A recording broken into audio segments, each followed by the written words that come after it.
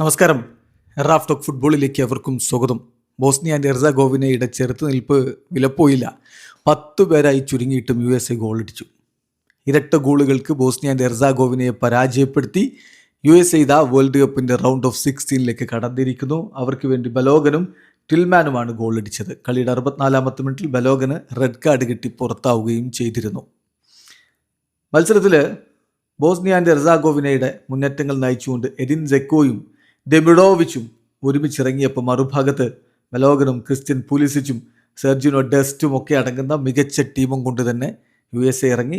USA ടീമിൻ്റെ മികവ് നമ്മൾ നേരത്തെ വിലയിരുത്തിയതാണ്. സോ കളിയുടെ ആദ്യ പകുതിയുടെ അവസാന ഘട്ടത്തിലാണ് ആദ്യ ഗോൾ പിറക്കുന്നത്. ബലോഗണിലൂടെ USA മുന്നിലെത്തി.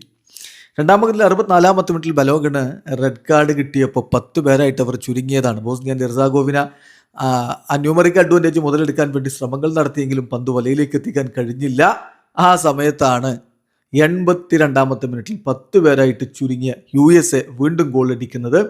ടിൽമാനിലൂടെ അവർ തങ്ങളുടെ ലീഡ് വർദ്ധിപ്പിച്ചു. മത്സരം അവർ ഉറപ്പാക്കുകയും ചെയ്തു. ഏതായാലും 2-0 വിജയം USA നേടി. USA മുന്നോട്ട്. ബോസ്നിയ ആൻഡ് ഹെർസഗോവിന ഇതാ പുറത്തായിരിക്കുന്നു.